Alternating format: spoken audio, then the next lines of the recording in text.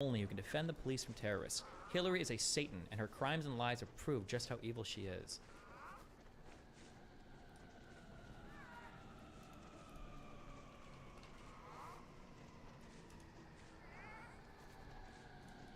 I think they managed to organize both sides of a protest in one city. I don't remember which city it was. I don't remember if it's in this indictment, but I think they managed to organize both halves of a single protest in a city. If I can find this. I don't know if it's in here, but it's funny.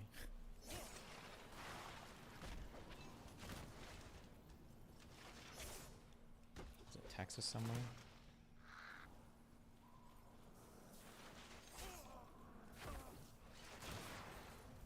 Feel like these ads work on your parents? Absolutely. My mom sends me like obvious Russian disinfo and shit all the fucking time. It was almost, I believe. I think they tried in multiple places, but I thought in one place they actually succeeded. As an MIT study found, okay, we got this. Russia began using troll forms a decade ago to incite gender and racial divisions in the United States. In 2013, Yevgeny Prigozhin, a confidant of Vladimir Putin, founded the internet. Oh.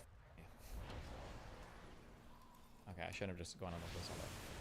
Founded the internet research agency, the IRA, in St. Petersburg. It was the Russian government's first coordinated facility to disrupt U.S. society and politics through social media. Here's what Prigozhin had to say about the IRA's efforts to disrupt the 2022 election. Gentlemen, we interfere, and we will interfere. Carefully, precisely, surgically, and in our own way. As we know how. During our pinpoint operations, we will remove both kidneys and the liver at once. In 2014, the IRA and other Russian networks began establishing fake U.S. activist groups on social media. By 2015, hundreds of English-speaking young Russians worked at the IRA. Oh, also, there were some big Twitter accounts that ended up being controlled by Russians that like nobody knew about. You guys, I think we even responded to this. It was like, I think 10 GOP. This account had over 200,000 tweets. I thought it was like the Tennessee like GOP official Twitter account. It might have even been verified. I don't remember, maybe not. But this account was huge. And yeah, it was just ran by Russians. It's wild. Is this the Russian hoax that Republicans talk about? The Russian hoax is only helps the Democrats. You don't care about this, but there was a bedbug crisis here in France a while ago, and every news outlet covered it. Turns out it was just disinformation from Russia trying to blame it on sanctions. Oh, I did know about that because I traveled to Sweden at around the time that was happening, and people were like worried about bedbugs through like fucking airplanes and shit. I remember a decent amount of people talked about it.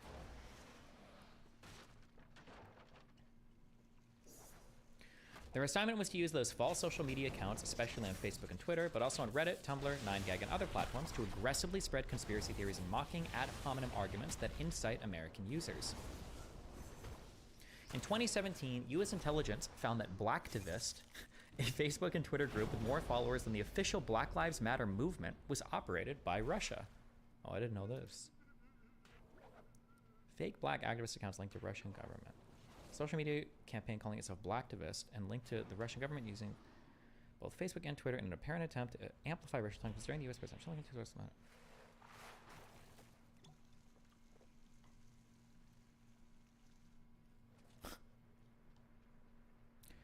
Blacktivists regularly attacked America as racist and urged black users to reject major candidates.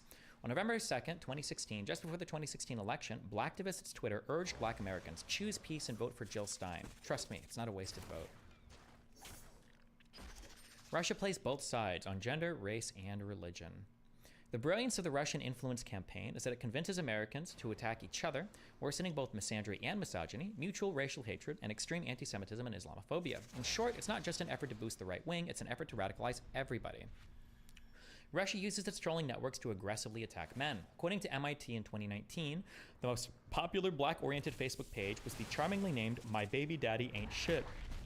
It regularly posts memes attacking black men and government welfare workers. It serves two purposes: make poor black women hate men, and goad black men into flame wars. MIT found that My Baby Daddy is run by a large troll network in Eastern Europe, likely financed by Russia. But Russian influence networks are also aggressively misogynistic and aggressively anti-LGBT. On January 23rd, 2017, something about this that's important to realize is that like when we say like Russia supported Trump or Putin wanted Trump to win, it's not necessarily because he aligns with Trump politically or even necessarily that Trump would be better for Putin as a leader, but just that Russia accurately identifies that Trump is a far more divisive leader, inflames American tensions to hate each other, et cetera, et cetera. So that would be why Russia would support somebody like Donald Trump. Not because they think that oh, Trump is a compromised agent that we can control and use the levers of power on, blah, blah, blah, just because it just causes more divisiveness and yeah.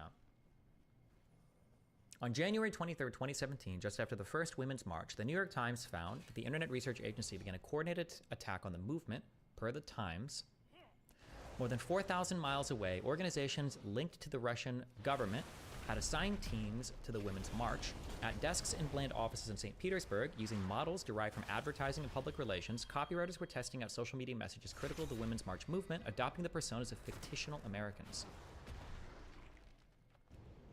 They posted as black women, critical of white feminism, conservative women who felt excluded, and men who mocked participants as hairy-legged whiners. But the Russian PR teams realized that one attack worked better than the rest.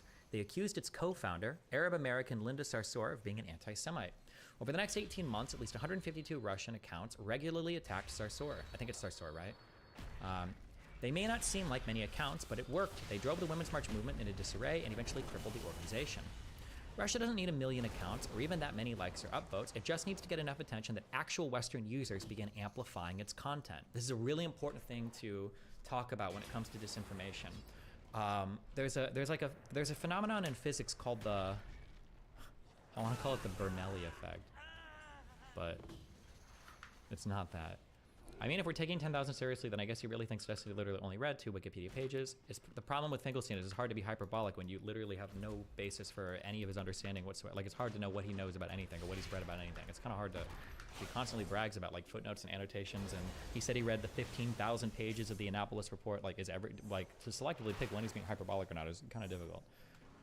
Wait, is it the Bernoulli principle?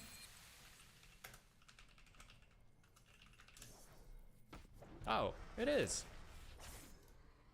I wonder how many breaths it would take me to fill up this incredibly long plastic bag. Do you think there's any way I can fill this whole thing up with one breath?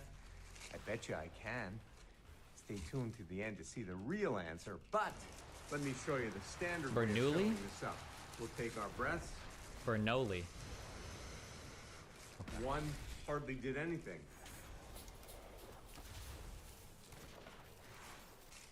There's Bernoulli? 10. Bernoulli? Not Bernoulli? even halfway there and I'm ready to pass out. Is there perhaps a better way to do this? Let's see.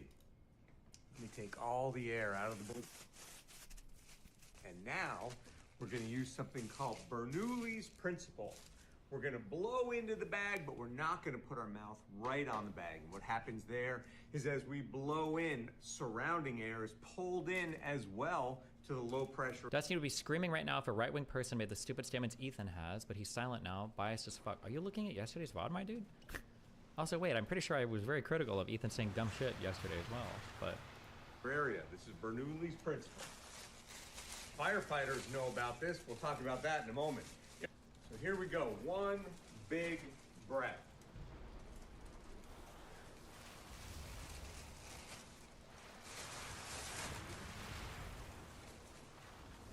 I think the goal of good propaganda isn't to start a whole idea or movement on your own and then figure out everything on your own and then pay 1 million people to spread something on your own. The goal is to find areas that there is some natural sentiment and then drive them really hard with the goal that a whole bunch of other people start joining the movement that you've kind of astroturfed.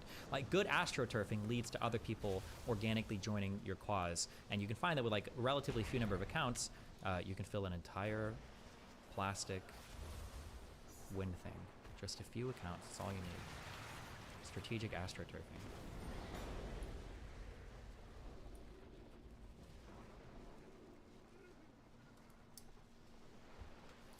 Russia doesn't need 1 million accounts or even that many likes or upvotes. It just needs to get enough attention that actual Western users begin amplifying its content. A former federal prosecutor who investigated the Russian disinformation effort summarized it like this. It wasn't exclusively about Trump and Clinton anymore. It was deeper and more sinister and more diffuse in its focus on exploiting divisions within society on any number of different levels. As the New York Times reported in 2022, there was a routine arriving for a shift. Russian disinformation workers would scan news outlets on the ideological fringes, far left and far right, mining for extreme content that they could publish and amplify on the platforms, feeding extreme views into mainstream conversations. China is joining in with AI. Last month, the New York Times reported on a new disinformation campaign. Spamouflage is an effort by China to divide Americans by combining AI with real images of the United States to exacerbate political and social tensions in the US. The goal appears to be to cause Americans to lose hope by promoting exaggerated stories with fabricated photos about homeless violence and the risk of civil war. As Ladislav Bitman, a former Czechoslovakian secret police operative, explained about Soviet disinformation, the strategy is not to invent something totally fake. Rather, it is to act like an evil doctor who expertly diagnoses the patient's vulnerabilities and exploits them, prolongs his illness, and speeds him to an early grave instead of curing him. The influence networks are vastly more effective than platforms admit. Russia now runs its most sophisticated online influence efforts through a network called Fabrika. Fabrika operators have bragged that social media platforms only catch 1% of their fake accounts across YouTube, Twitter, TikTok, and Telegram, and other platforms. But how effective are these efforts? By 2020, Facebook's most popular pages for Christian and Black American content were run by Eastern European troll farms tied to the Kremlin. And Russia doesn't just target angry boomers on Facebook. Russian trolls are enormously active on Twitter and even on Reddit. It's not just false facts. The term disinformation undersells the problem because much of Russia's social media activity is not trying to spread fake news. Instead, the goal is to divide and conquer by making Western audiences depressed and extreme.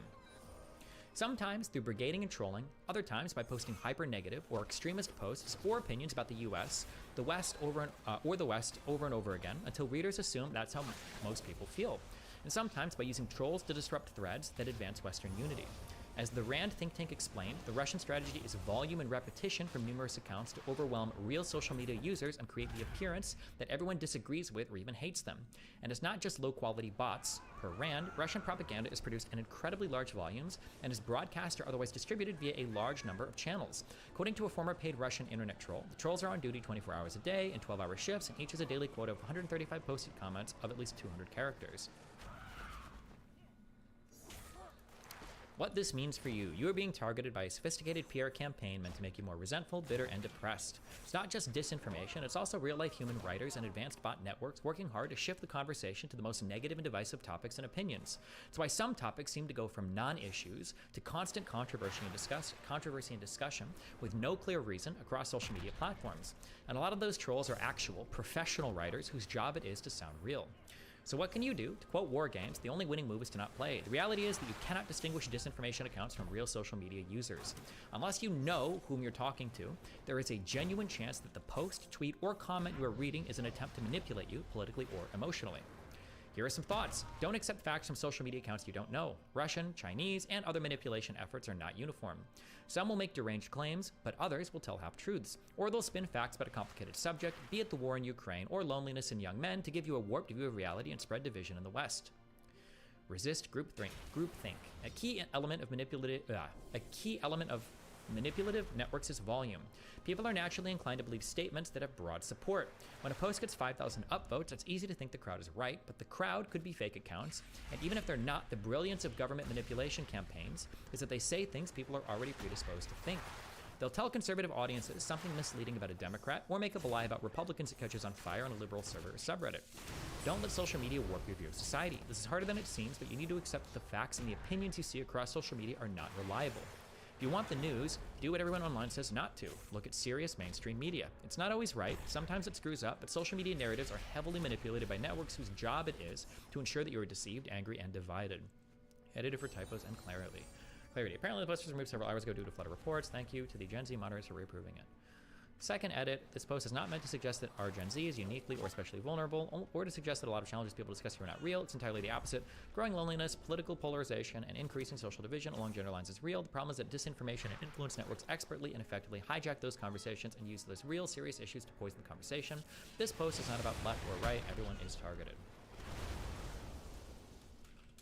Doesn't the US do this too? When Hassan is on Twitch chest bumping a Houthi and on a podcast sobbing over a dead journalist in a country he's never been to, there's a lot of pretty much intentional flame fanning. Yeah, but Hassan is part of the people that like organically amplify, right?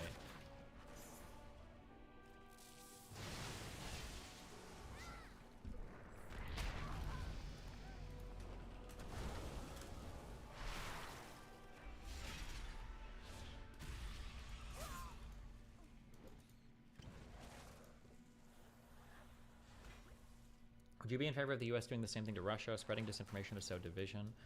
I don't know. I haven't thought much at all about like the ethicalness of social media attacks. I'm not sure. Would you be skeptical of all rage bait due to this? Yeah, but you can swing in either direction too far. Like sometimes it's like people will believe every single piece of rage bait that they see. Other people will think that nothing is ever real. I don't know. It's hard. It's truly it's hard and impossible to figure out what's real or what's not real. You know. I'm going to show you how easy it is to manufacture a protest with TikTok. And hopefully you'll also see how dangerous TikTok actually is. Now, TikTok has been in the news lately, just recently, just today. American lawmakers created a bill to either ban the company or force it to be sold to an American company. TikTok's parent company is called ByteDance, and they are located in the People's Republic of China. And I've often said that TikTok is a CCP cyber weapon. And when people hear me say cyber weapon, they think of a platform launching attacks or stealing personal data. And yeah, TikTok is really no different than any other social media when it comes to that, but there is a huge difference. TikTok is also a cyber weapon in the terms of manufacturing disinformation and creating agents who live in the US and don't even know they're doing the bidding of a foreign government. Now, before I get started, I want to talk about a tool that I actually used to make this video. It was PIA VPN. So click the link in the description below or go to piavpn.com/Macbeth to get 83% off plus 4 months free. Listen, I am definitely afraid of TikTok. I handle it like I would handle plutonium. When I did the research for this video, I used a virtual machine running Linux protected by PIA VPN. And I'm sure you remember me talking about how I use PIA VPN to watch Australian Netflix and that TV show Yellow Jackets. And that is a use for a VPN. But really, I use it to keep me safe online. There are other ways to track you than a simple IP log, right? Like you can do it with cookies, or there's probably more sophisticated forms of browsing tracking that you can do as well. So a VPN, the only thing a VPN I think really does is hide your IP address, but that's it. But there's like, I think there's like 50 billion other ways that you could theoretically be tracked, even if you're using a VPN. So just always be aware of that. That's why he also used a VM. I'm not talking about him, you retarded. I'm just saying for you. Don't download a VM and start looking up a bunch of illegal fucking shit. Like, there's a lot of different ways people can track you online still. So click the link in the description below or go to piavpn.com/Macbeth to get 83% off plus 4 months free. Now let's talk about why TikTok is so dangerous. You know, back in 1962, there was this movie called The Manchurian Candidate. It was about a Korean War veteran who was captured by the Chinese and was brainwashed into becoming this unwitting assassin. And when this assassin sees the Queen of Diamonds, he becomes activated as an assassin. And that's pretty much what TikTok is doing.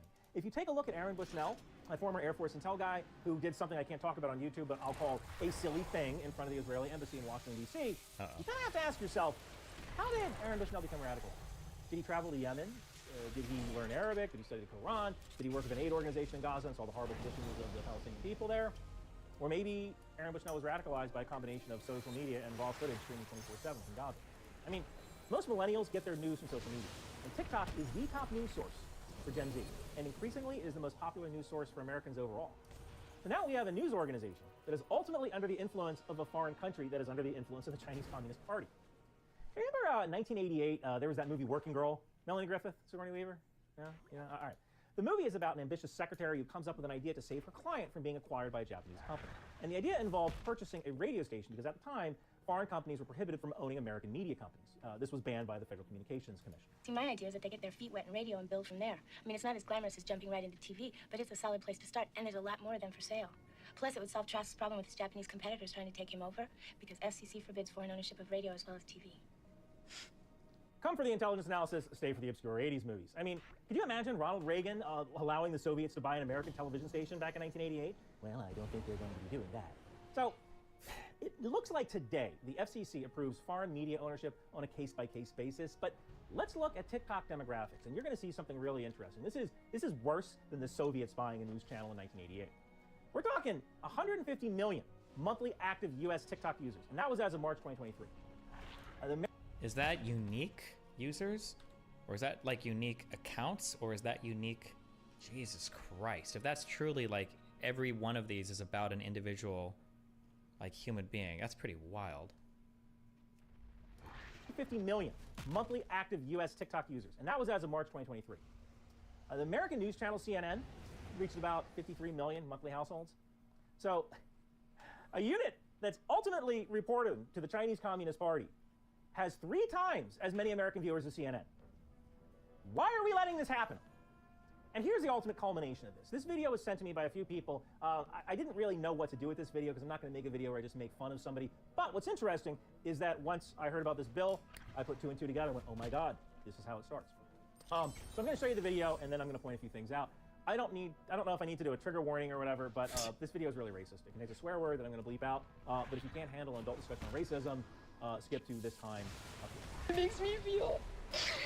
I was on the train yesterday on the way to JFK to get on the plane, and there was a group of Orthodox Jews in front of me, and my first thought was, I wonder if they are in support of this imperialist colonizer settler state that is Israel, and I wonder if they're in support of this occupation and this genocide. And then I immediately just, Oh my I would God. just, like, stay the f away from me. This is a couple weeks old, right? I feel like I saw this a while ago. Yeah, that girl really said that.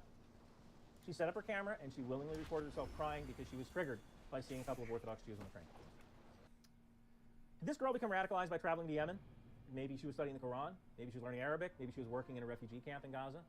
Notice how she pauses when she says imperialist, colonizer, settler. Imperialist colonizer settler. It's like she's reaching for words.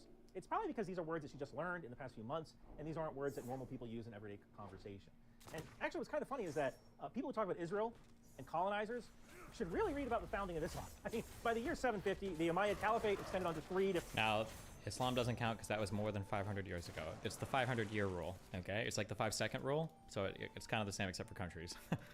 continents. And, well, in Islam, you can't... Like, caliphate? I don't know what that is. I don't know what any of this is, okay? Whatever it is, certainly it's not relevant to any of this conversation, though. Continents. And, well, in Islam, you can't forcibly convert anybody. You can force non-Muslims to pay a jizya if they don't convert. And, of course, some people converted because they believe in their heart that there is no God but God, Muhammad is his messenger. And that's cool. But anybody who has studied Islam, like I have, or read the Quran, like I have, knows that Europeans are not the world's only colonizers. And I have said this before. The only reason that you are alive today is that 20 or so generations ago, your ancestors rode into a village, Conan the Barbarian style, and wiped out everybody living there. Like that scene in the movie The Revenant, we are all savages. Now, this doesn't excuse bad behavior today, but it does explain it. And if we know what we're doing, we can take steps to appeal to the better angels of our nature and not do those things. And speaking of that, if this had been a group of African Americans, would the girl still made this video? I guess racism against Jews is cool now. You know, I'm a Protestant from Northern Ireland. And my family used to have to think about what neighborhood they walked through going home because if it was a Catholic neighborhood, you could get killed. A few days ago, a video popped up on Twitter of an Army warrant officer who was defending a Chinese-American postal employee when the recorder of this video said something racist about the Chinese. Go back to China, it's not China. Look, your Army outfit doesn't mean nothing. You want to do hand-to-hand combat outside, let me know anytime you want. Okay, anytime you want. Anytime you want. Let's go. Call the cops. Asians do a lot for this country, all right? Don't call her a communist about being in China. That Army warrant officer who stood up for the Chinese woman, that's America right there. Not this. Not her. That's not America. So remember how I talked about the Manchurian candidate? You know, we now have 150 million Manchurian candidates, including this one. And their activation can be as easy as making a video. And I want to show you how easy it is. So I went and got a TikTok advertiser account, and know that I am so afraid of TikTok that I did it on a virtual machine behind a VPN. That's how scared I am of TikTok.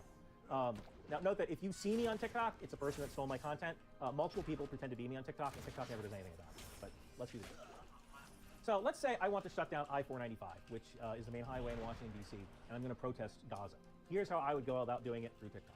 I'm going to log into my TikTok merchant account, and I'm going to choose lead generation. I'm going to choose a custom audience and choose D.C., Maryland, and Virginia, so basically people who live near the Beltway. I'm also going to choose a custom audience, which is females between the ages of 18 and 34. Now, the reason I'm going to do this is that I'm basically targeting the kind of radicalized women that we see in this post, and the ones who tried to shut down Mayor Bowser in Washington, D.C. And I want to target these women because if you invite women, men will come. Back when I first joined the military in the early 90s, my first sergeant was a Vietnam vet. And he said that he was stationed at the Pentagon and he would go to anti-war protests, not to protest, but to meet girls. And the girls would see he's a soldier and they would think, oh, I'm going to bring him into our way of thinking. And he wasn't there for that. He was there for an entirely different reason. And it worked. So if we invite women, we'll also get the friends who think they have a chance. And I'm going to make my language English and Arabic. And I want it to be Arabic because I'm hoping that some Palestinian women will be there because this will create photo opportunities for all the wealthy and activist women that we're actually targeting. And the amazing part about this is they don't even know that they're being manipulated. So we can Oh, wait, we've talked to this guy? Yeah. And I think he comes here in a week to do the next episode of our podcast.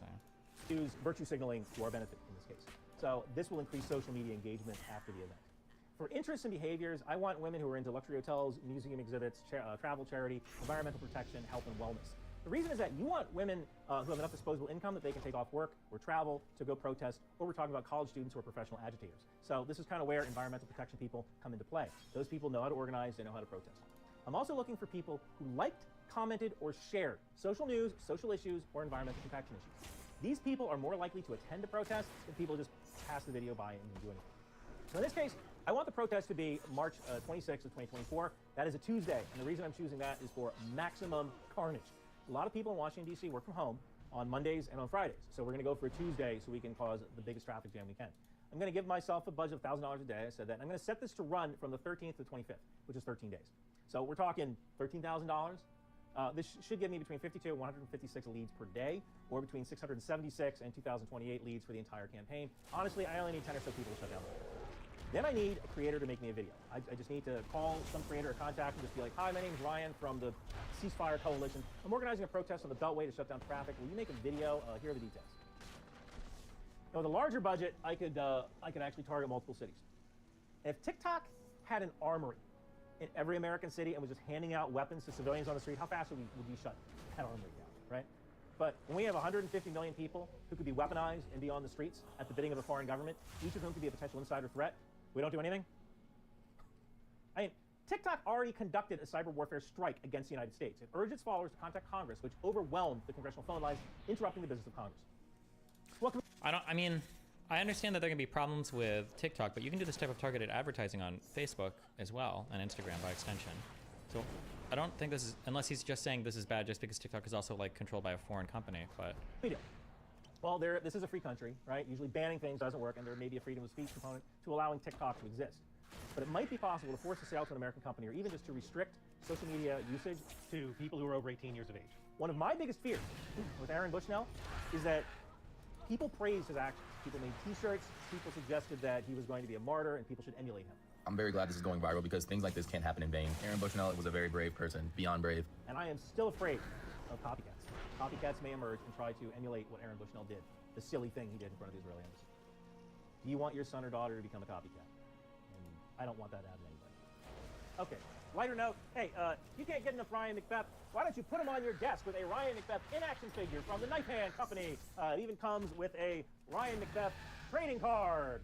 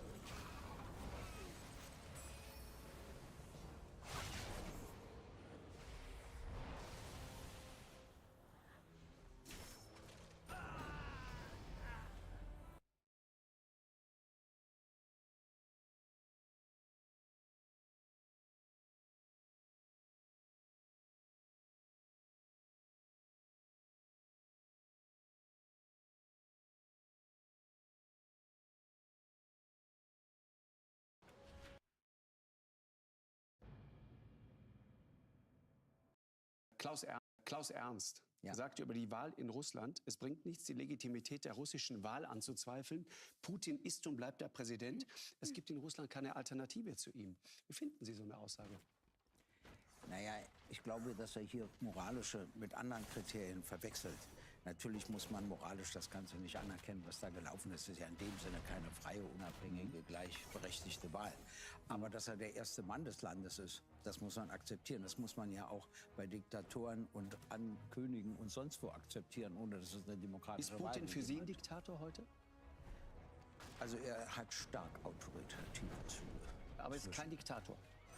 Doch, ich würde das schon meinen, obwohl er immer noch also es gibt so einen Rest von Instrumenten noch, wenn die Berichte stimmen, die ich bekomme, wo man sagen kann, das schränkt das noch ein. Aber ich habe ja nun inzwischen festgestellt, autoritative Regime können unterschiedlich sein. Die sind ja nicht alle identisch. Aber er ist so in der Skala eher Richtung Diktator, ja. Und ist er ein Mörder für Sie? Also auf jeden Fall begeht er oder ist er verantwortlich für Kriegsverbrechen. Und das gehört dazu dann. Aber Mörder ist immer so eine individuelle Straftat. Da bin ich wieder Jurist, das ist wieder sehr viel komplizierter. Deshalb ordnen sich Kriegsverbrechen juristisch anders ein als Mord, Totschlag und so. Und folgender Satz: Dass Putin fest im Sattel sitzt, hat nicht nur mit Unterdrückung und fehlender Demokratie zu tun, sondern auch mit falscher Politik des Westens gegenüber Russland. Da ist was dran. Also wissen Sie, von wem der Satz ist? Nee. Wir haben über die Frau gerade gesprochen. Sarah Wagenknecht. Ja, sie hat ja nicht immer Unrecht. Das wäre ja auch Quatsch. Ich will Ihnen sagen, was der Fehler war. Als der Westen den Staatssozialismus besiegt hatte, ist er davon ausgegangen, insgesamt der Sieger zu sein. Auch im Verhältnis zur Dritten Welt und so weiter. Und dadurch hat er auch das Völkerrecht nicht mehr ernst genommen. Ja. Er hat das Völkerrecht nicht mehr ernst genommen. Bundeskanzler Gerhard Schröder hat nicht bestritten, dass der Krieg gegen Serbien völkerrechtswidrig war. Die Trennung des Kosovo verstößt gegen einen heute noch gültigen Beschluss des Sicherheitsrates. Der Krieg der USA gegen den Irak war auch völkerrechtswidrig. Und ich habe damals zu Gerhard Schröder gesagt, das wird Schule machen. Und das hat er nicht geglaubt. Der Angriffskrieg Russlands gegen die Ukraine kann nur verurteilt werden, und zwar schärfstens auch von mir, weil es ein völkerrechtswidriger Angriffskrieg ist. Putin denkt imperialistisch, und zwar, weil er glaubt, zuständiger zu sein als andere Staaten für die ehemaligen Sowjetrepubliken. Lettland, Litauen und Estland hat er aufgegeben, aber den Rest nicht. Weder Ukraine noch Georgien und so weiter. Da meint er muss jetzt dem Westen zeigen, er hat da mehr Zuständigkeit als wir. Das ist absolut nicht in Ordnung. Trotzdem, mein Satz zum Papst, den will ich Ihnen auch erklären. Über den Papst reden wir gleich. Lass uns eins am anderen abarbeiten. Ich schaue gerade zu Sabine Fischer, die tief durchatmet, schon mehrfach, und jetzt die Chance hat auf eine Replik. Das ist interessant. Jetzt sind wir gerade ganz tief drin schon in genau diesem Weltbild. Ja, also was Sie gerade gemacht haben, Herr Gysi, ist einfach eine Teilrechtfertigung dieses russischen imperialistischen Angriffskriegs gegen die Ukraine, indem Sie sozusagen die Verantwortung dafür in Richtung Westen, in Richtung NATO verschieben, indem Sie sagen, das hat damit zu tun, dass wir alle sozusagen alles falsch verstanden haben, Putin nicht ernst genommen haben, uns falsch verhalten haben in den 90er Jahren. Und ich kann wirklich nur sagen, das ist falsch. Ja? Und das ist eben auch eine Wiederholung dieses Sie meinen, russischen der Krieg Narrativs. gegen Serbien war völkerrechtsgemäß? Das ist ein vollkommen anderes Thema. Und, Ja. Sie Wir arbeiten eins am anderen ab, keine Sorge. Genau, das wäre auch mein Vorschlag. Und indem Sie diesen russischen völkerrechtswidrigen Angriff gegen die Ukraine 2014 und dann im großen Maßstab 2022 in diesen Kontext setzen und zu sagen, aber der Westen hat doch auch, betreiben Sie exakt den gleichen Whataboutism wie die russische politische Führung. Und dieser Krieg ist mit nichts zu rechtfertigen. Es ist ein imperialistischer Angriffskrieg, der von genau der Diktatur geführt wird, die Sie eben beschrieben haben, richtig beschrieben haben. Ja, also da, ich meine, ich würde tatsächlich weitergehen. Es ist eindeutig eine Diktatur. Es ist eindeutig eben nicht nur so, dass Putin für die Kriegsverbrechen in der Ukraine und für diesen Angriffskrieg verantwortlich ist, sondern er ist auch für eine lange Reihe politischer Morde in Russland verantwortlich. Und damit ist sozusagen der Vorwurf, dass er eben politische Morde nicht nur instruiert, sondern tatsächlich direkt verantwortet und mitbegeht, vollkommen richtig. Aber Sie haben mich in einem Punkt falsch verstanden. Sekunde, Herr Gysi, Sie bluten sofort und auch Frau Rennefanz darf sofort. Flora, noch ganz kurz, NATO. Du hast eben gezuckt bei dem Satz über die NATO. Ja. Also dass sozusagen Russland, dass es da so ist, wie es ist, hat auch was mit falscher Politik des Westens zu tun. Ich glaube, man muss zwei Dinge auseinanderhalten. Das eine ist, Herr Gysi, Sie haben recht, 1999, es gab kein UN-Mandat für diesen Angriffskrieg der NATO gegen Jugoslawien. Deshalb sagen viele Völkerrechtler, nicht alle, dass dieser Angriffskrieg völkerrechtswidrig war. Das ist richtig. Aber was sie heute tun, ist, sie vergleichen diese beiden Dinge. Es gab damals tatsächlich ja Völkermord. Es gab zumindest Massaker in Racak damals, in Kosovo, an der Zivilbevölkerung von Milosevic. Und die NATO hat aus politischen Gründen entschieden, dass sie diesen Krieg dann führen muss und wollte eben einen Völkermord verhindern. Was jetzt Putin gemacht hat, hat nichts dergleichen. Es gibt keinerlei Rechtfertigung dafür. Es gab keinen Völkermord, den die Ukraine irgendwo hat angekündigt oder auch bereits, den sie bereits gemacht hat. Insofern, wenn Sie diese beiden Dinge vergleichen, Sie können auf der juristischen Ebene argumentieren, dass das eine auch völkerrechtswidrig war. Aber politisch sind diese beiden Dinge überhaupt nicht zu vergleichen. Im Gegenteil, bei der einen Sache vor 25 Jahren hat die NATO versucht, Völkermord zu verhindern. Heute begeht Putin selber Völkermord mit furchtbarsten Verbrechen.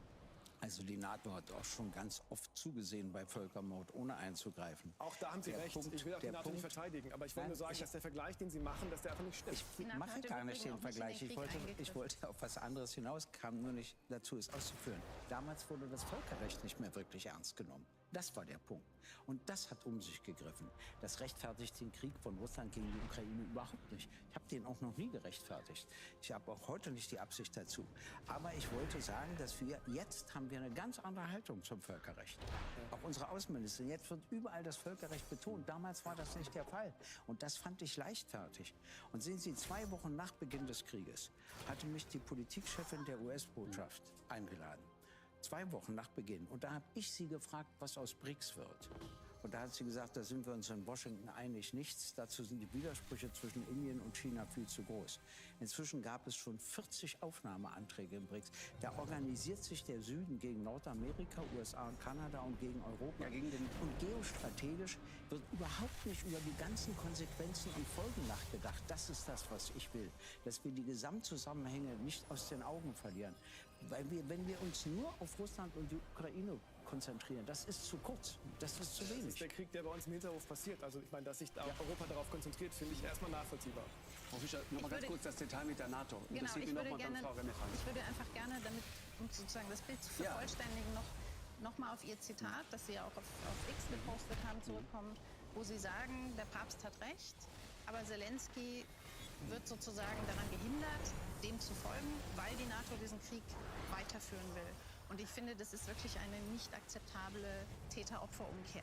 Ja, das ist, weil Sie unterstellen mit diesem Zitat, dass es die NATO ist, die in der Ukraine einen Stellvertreterkrieg führt. Kann ich Und das finde ich wirklich sehr problematisch. Kann ich ganz kurz sagen.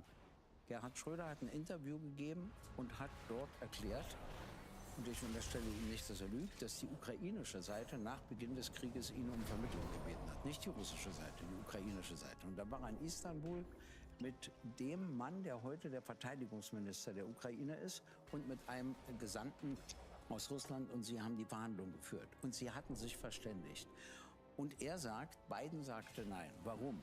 Weil Biden sich gesagt hat, Russland begeht den Fehler, ein Völkerrecht für den Angriffskrieg gegen die Ukraine zu starten. Den nutze ich, um Russland dauerhaft zu schwächen. Das ist bloß wieder nicht aufgegangen. Denn wir dachten ja, Russland ist isoliert. Aber stattdessen ordnen die sich jetzt in den Süden ein, zusammen mit China und Indien. Und das meinte ich mit geostrategischem Denken. Die ordnen sich ganz anders ein. Deshalb dürfen wir nicht zu kurzfristig an unsere Interessen denken. Wir müssen immer auch darüber nachdenken, was daraus wird. Frau Fischer. Also ich kann nur sagen, Gerhard Schröder hat tatsächlich im Frühjahr 2022 zumindest behauptet, dass er verhandelt bzw. versucht, Verhandlungen zu moderieren.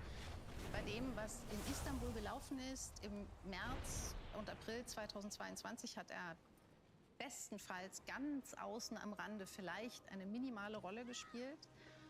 Und es ist einfach nicht so einfach, dass die Amerikaner und die Briten, so wie das in Russland ja auch gerne behauptet wird, also auch hier übernehmen sie Teile des russischen Narrativs, Zelensky und der ukrainischen Seite verboten hätten, ein bereits fertiges Friedensabkommen zu unterzeichnen, sondern es waren komplexe Verhandlungsprozesse, die von Russland letztendlich mit dem Ziel, wenn überhaupt ein ernsthafter die Kollegen vom Wall Street Journal haben das doch vor einiger Zeit auch öffentlich gemacht, was da auf dem Tisch stand.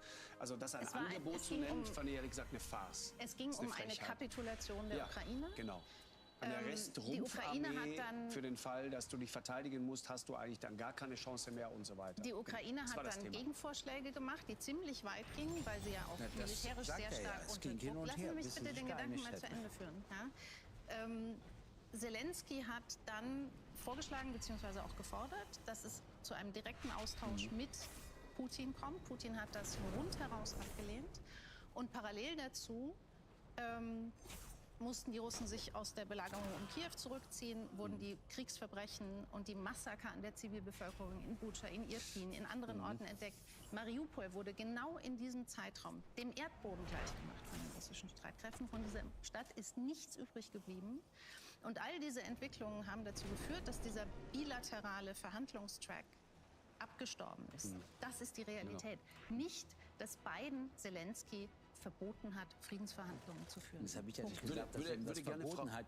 Er war bloß mit dem Ergebnis nicht einverstanden. Und ich weiß, wie Politiker denken und wie sie glauben, auch bestimmte Vorteile langfristig zu erzielen. Und übrigens mit dem Begriff Völkermord bei den Kosovo, ich wäre da vorsichtig. Ich habe den Begriff Völkermord gerade nicht in den Mund genommen. Er hat ihn benutzt. Ich sage Ich das habe ja zu. informiert, was die NATO-Staaten damals gesagt haben. Also ja, machen wir den euch man sagen, muss bloß aber aufpassen, wenn wir den Begriff zum Schleuderbegriff machen, dann erleben wir eben auch, was Südafrika jetzt macht in Bezug auf Israel. Auf Gaza. Ich bin sehr, sehr vorsichtig mit dem Begriff Ist das für Sie, wo wir Völkermord. gerade dabei sind? Das Was ist das für Sie, was in Gaza Ein gerade passiert? Völkermord besteht dann, wenn ich das Ziel habe, eine Bevölkerung oder eine Komplett zu Volksgruppe vernichten. Ja. komplett auszuschalten und zu vernichten. Würden Sie sagen- und das hat Israel nicht. Punkt. Und würden Sie sagen, dass dort Kriegsverbrechen stattfinden? Ja. In Gaza? Ja. Wenn die Hamas sich hinter der Zivilbevölkerung versteckt, ist das ein Kriegsverbrechen. Das Massaker vom 7. Oktober sowieso. Das war. Und an dem Tag darf es auch kein Aber geben. Ja, da werden Säuglinge, Babys ermordet, Frauen vergewaltigt, hinterher ermordet, unbewaffnete Männer ermordet. Wirklich völlig indiskutabel. So, und jetzt werde ich gleich beiden mal loben, Sie werden sich wundern, führen Sie Krieg gegen die Hamas. Das ist ja erstmal verständlich. Die Hamas versteckt sich hinter der Zivilbevölkerung und damit rechtfertigen sie, dass auch Zivilbevölkerung umkommt. Genau. Das geht nicht. Genau, das Völkerrecht lässt das nicht zu, Nein, ne? man darf nicht ein Kriegsverbrechen mit einem anderen kontern. Das geht einfach Das nicht. ist auch die Position von jemandem wie Kai Ambaus und anderen. Genau. Aber ich will nur sagen, wissen Sie, was der Biden gesagt hat zur israelischen Regierung? Der hat gesagt, als die Türme durch Terroranschlag eingestürzt sind in den USA und es tausende Tote gab, haben wir viel Solidarität der Welt empfangen. Und durch die Art, wie wir den Terror bekämpft haben, mit Folter, Geheimgefängnissen etc., haben wir die ganze Solidarität kaputt gemacht. Und das fand ich einen klugen Satz, das der israelischen Regierung zu sagen, passt auf, überzieht nicht, sonst geht die Solidarität verloren. Wir schauen uns noch mal Ihre klugen Sätze von Twitter oder X an. Wir schauen da noch mal kurz drauf, Herr Gysi. Und ich würde gerne in dem Zusammenhang Frau Rennefanz fragen, wie sie darauf schaut, als jemand, ich habe sie gerade vorgestellt, jemand, der in Eisenhüttenstadt geboren ist. Es geht ja auch um Narrative, um große Erzählungen. So wie ja auch der Nahostkonflikt, wie jemand sagt, der immer auch ein Kampf um Erzählungen war. Papst Franziskus hat völlig recht, dass zwischen Russland und der Ukraine die weiße Fahne gehisst werden muss, um diese Friedensverhandlungen zu beginnen und so weiter. Zelensky muss ihn scharf kritisieren, weil die NATO-Staaten den Krieg möglichst lange hinziehen wollen. Und dann kommt noch das mit den Rüstungslobbyisten in Deutschland und so weiter. Die Bösen, die jetzt auch noch den armen Papst diskreditieren. Absichtsvoll Der wurde schon ganz schön beschimpft, ne? Bitte? Der Papst wurde schon ganz schön beschimpft, ne? Der wurde ganz schön beschimpft. Er aber wurde ich meine, kritisiert, das passt, Entschuldigung, er wurde kritisiert. Und das ist ja auch das ist schon, der hat da, also gut, der für ist schon jemanden, in der Deutschland unfehlbar ist, wurde er sehr deutlich kritisiert, das muss man sagen. Also Das ist sozusagen Deutschland ein